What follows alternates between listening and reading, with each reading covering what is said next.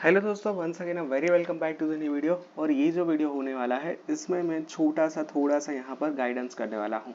यहाँ पर मैंने बहुत टेक्निकल वीडियोस बना दिए हैं, मतलब यहाँ पर cut off wise, admission process wise, school college wise, branch wise etcetera etcetera, ठीक है। बट ये वीडियो थोड़ा सा डिफरेंट होने वाला है, थोड़ा सा अलग रहने वाला है compare to my other videos.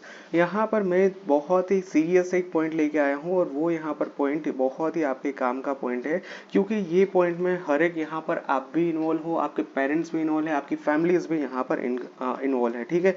क्योंकि यहाँ पर आज का यहाँ पर पॉइंट हमारा बहुत ही इंपॉर्टेंट रहने वाला है, that is about self finance में एडमिशन लेना चाहिए कि नहीं लेना चाहिए, ठीक है। यहाँ पर मैं पॉइंट्स लिख देता हूँ। थर्ड हो गया ROI और फोर्थ हो गया यहाँ पर प्लेसमेंट, ठीक है। ओके, ऑलराइट दोस्तों, यहाँ पर सबसे पहले दोस्तों मैं यहाँ पर स्टार्टिंग पिच कुछ इस तरह से देखना चाहूँगा, सेल्फ फाइनेंस में एडमिशन लेना चाहिए कि नहीं। यहाँ पर देखिए दोस्तों, पिछले काफ़ी साल से मैं यहाँ पर एडमिशन प्रोसेस के साथ जुड़ा हुआ हूँ और एडमिशन प्रोसेस में यहाँ पर देखता रहता हूँ कि एडमिशन प्रोसेस में फ़ीस किस तरह से बढ़ रही है। तो मैंने जब यहाँ पर एडमिशन लिया था, जब टाइम था 2018 का, उसके सामने फ़ीस यहाँ पर ऑलमोस्ट 100% बढ़ चुकी है। यानी कि जहाँ पर कॉलेज की फ़ीस 70,000 थी, तो आज वहाँ पर फीस 1,80,000 पहुँच गई है। या जहाँ पर फीस बड़ी बड़ी कॉलेज की 1.5 लाख थी, आज वहाँ पर फीस 3 लाख पहुँच गई है। तो ये यहाँ पर काफ़ी धरखम उतार यहाँ पर हर एक कॉलेज की फीस में देखने को मिल रहा है। तो फिर यहाँ पर सबसे पहले तो मैं यहाँ पर ओपनिंग पेज कुछ इस तरह से कहना चाहूँगा कि जहाँ पर आपके पास अच्छी गवर्नमेंट इंजीनियरिंग कॉलेज में सिर्फ और सिर्फ 1,500 रुपीज़ ही पे करने होते हैं, इसके सामने आप क्यों एक साल के 2 लाख 3 लाख जितने पैसे दे रहे हो।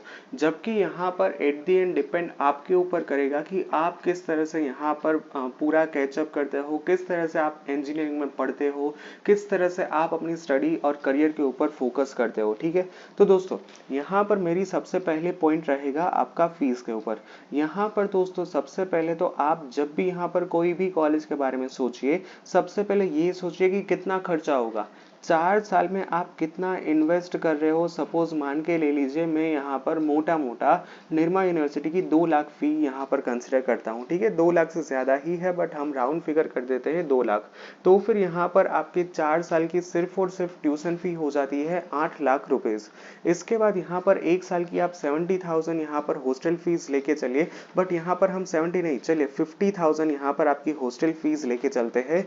तो फिर यहाँ पर 2 लाख तो वो हो गई 4 साल की, मतलब 10 लाख तो यहाँ पर आपके सिर्फ रहने का हुआ और यहाँ पर स्कूल की फीस हो गई। इसके सामने आपकी लाइफस्टाइल की फीस की, जहाँ पर आप वीकेंड में आपके दोस्तों के साथ घूमने जाओगे, वेकेशन होगा तब आप कहीं आउट ऑफ स्टेट घूमने जाओगे। जो स्टूडेंट्स हॉस्टल में रहते हैं वो हर एक महीने के अंदर एक बार अपने घर पे ऊपर चक्कर लगाते हैं, तो वो ट्रांसपोर्टेशन की फीस। इसके बाद आप अहमदाबाद में हो, तो यहाँ पर अहमदाबाद में आसपास घूमने जाओगे तो वहाँ की लोकल ट्रांसपोर्टेशन की फीस। इसके बाद आप बाहर से खाना ऑर्डर करोगे, मूवी देखने जाओगे, कपड़े खरीदोगे, आपकी स्टेशनरी की आइटम हो गई, ये सब कुछ 2 लाख एक्स्ट्रा मिला लीजिए। 2 लाख तो बहुत छोटी रकम है। मैं यहाँ पर 4 साल का खर्च निकालूं सारे ब्रेक डाउन करके, तो वो आराम से 3.5 लाख पहुंच जाता है, बट यहाँ पर लेट्स कंसिडर 2 लाख, ठीक है। तो यहाँ पर कुल मिला के आपके 4 साल का खर्च निकल के आ रहा है 12 लाख। और इसके अंदर हम यहाँ पर मिसलेनियस जिसको बोलते हैं वो 1 लाख ऐड कर देते हैं, तो ये हो जाता है 13 लाख। यानी कि आप 4 साल के अंदर 13 लाख रुपए खर्च करके यहाँ पर आप आपकी पढ़ाई कंप्लीट करते हो। और जिसके सामने मान लीजिए कि आप LD कॉलेज ऑफ इंजीनियरिंग में आप पढ़ाई करते हो, एक साल की फीस 1,500 रुपीज़ है, 4 साल की यहाँ पर हो गई 6,000।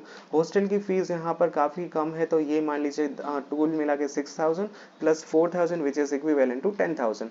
मोटा मोटा बाकी सारे खर्च ऐड कर दीजिए, जैसे कि आप लैपटॉप ले रहे हो, उसके बाद आप यहाँ पर अच्छी लाइफस्टाइल जी रहे हो, तो फिर आपके 4 साल निकलेंगे 1 लाख के अंदर।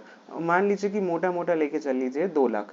तो कहाँ आप प्राइवेट यूनिवर्सिटी में 13 लाख इन्वेस्ट कर रहे हो और कहाँ आप LD के अंदर सिर्फ 2 लाख इन्वेस्ट कर रहे हो। हाँ, प्लेसमेंट में डेफिनेटली फर्क आएगा। अगर निरमा में आपको 10 लाख का पैकेज मिलेगा तो LD में 8 लाख का मिलेगा। निरमा के अंदर कुछ कंपनीज आती है कि जो LD के अंदर नहीं आती है, बट एट दी एंड दोस्तों, मैंने जैसे वीडियो के स्टार्टिंग में बोल दिया कि ये डिपेंड सिर्फ और सिर्फ आप ही के ऊपर करेगा कि आप यहाँ पर किस तरह से अपने करियर के लिए फोकस हो, किस तरह से आप पढ़ते हो और किस तरह से यहाँ पर आप पूरी आपकी लाइफ मैनेज करते हो, ठीक है। तो यहाँ पर सबसे पहले तो ऑलवेज कंसिडर कीजिए फीस का। दूसरा है कि लोन के लालच में मत पड़ना। अब देखिए लोन का मतलब यहाँ पर सिंपली होता है कि अभी बैंक दे रही है, बाद में आपको हर एक महीने बैंक को देना होगा, ये यहाँ पर सिंपली कॉन्सेप्ट है। तो फिर यहाँ पर क्यों इतनी लंबी 5 साल की 4 साल की देखिए लोन आप लोगे, 1 साल यहाँ पर काफ़ी सारी बैंक्स बफर पीरियड भी देते हैं कि जिसके अंदर आप यहाँ पर मान लीजिए कि आपको 4 साल के बाद जॉब नहीं लगती है तो आप 1 साल तक भी यहाँ पर ईएमआई आपको नहीं पे करनी होती है, लोन का रीपेमेंट ही स्टार्ट होगा 5 साल के बाद। तो फिर यहाँ पर लोन भी यहाँ पर मैं ऐसा बोलूंगा कि एट दी एंड आपको देना ही होगा, और बैंक जितना देगी ना उससे यहाँ पर 10%, 15%, 20%, 30% भी आपको ज्यादा देना होगा डिपेंडिंग ऑन योर टेन्योर, ठीक है। तो लोन का यहाँ पर ऑप्शन है, बट एट दी एंड आपको बैंक को वापस ही देना है और with lot of extra cash, lot of extra money. Third is the ROI. यहाँ पर कैलकुलेट कीजिए रिटर्न ऑन इन्वेस्टमेंट। अब यहाँ पर आप आपकी फीस पे कर रहे हो तो यहाँ पर ये एक तरह का इन्वेस्टमेंट ही होगा। तो निरमा में आप 13 लाख देते हो और इसके सामने निरमा का on an average medium salary निकल के आ रही है 7 लाख। तो फिर यहाँ पर आपका आरओआई बन जाता है 2 ईयर्स, यानी कि आप सिर्फ और सिर्फ 2 साल तो आपने जो इन्वेस्ट किया ना वो रिटर्न होने में ही 2 साल का टाइम लगेगा। तो इस टाइम पे मान लीजिए कि आपकी शादी हो रही है, क्योंकि 4 साल आपने इंजीनियरिंग के लगा दिए, 2 साल आपके यहाँ पर जॉब के हो गए, तो फिर 6 साल में काफी सारे स्टूडेंट्स यहाँ पर मैरिज को भी कंसिडर करते हैं। इसके बाद यहाँ पर आप कार लोगे, घर लोगे, तो फिर यहाँ पर आप सारा का सारा रिटर्न तो नहीं करने वाले हो बैंक को। तो फिर यहाँ पर आरओआई लेके चलिए 3 से लेके 4 साल। और लास्ट में है प्लेसमेंट। सबसे इंपॉर्टेंट यही रहेगा दोस्तों कि निरमा में जैसे आप 13 लाख देते हो, मीडियम सैलरी निकल के आ रही है 7 लाख, तो फिर क्या ये वर्थ है कि नहीं? डिड निरमा जस्टिफाई दिस और नॉट? अगर आपके पेरेंट्स यहाँ पर बोलते हैं कि हाँ कोई दिक्कत नहीं, आराम से एडमिशन ले लीजिए, तो फिर यहाँ पर आप प्राइवेट के लिए ऑप्ट कर सकते हो। इसके सामने यहाँ पर आप जब भी ऐसी बात करें आपके पेरेंट्स को, जब फीस समझा रहे होंगे और तब एक टेंशन अगर पेरेंट्स के फीस के ऊपर देखिए, तो दोस्तों मैं हम्बल रिक्वेस्ट करता हूँ कि डोंट कंसिडर दिस। यहाँ पर बहुत ही डिफिकल्ट रहता है दोस्तों, अभी आपको नहीं समझ में आएगा, बट एक बार यहाँ पर जब भी पता चलेगा ना कि हर साल यहाँ पर 2 लाख तो सिर्फ फीस पे करनी है, इसके बाद हर महीने आपको यहाँ पर पैसे भी देने पड़ेंगे 10,000 जितने, कि आपके यहाँ पर पॉकेट मनी के हिसाब से, कि जिसके अंदर आप यहाँ पर खाओगे, पियोगे, फरोगे, घूमोगे, इस तरह से। तो फिर दोस्तों यहाँ पर मेरी हम्बल रिक्वेस्ट रहेगी कि अगर फिनेंशियली कंडीशन अच्छी नहीं है then don't opt with the self finance college, go with a government college, ठीक है। तो यहाँ पर कुछ मैंने 4 इंपॉर्टेंट पॉइंट्स कंसिडर किए हैं।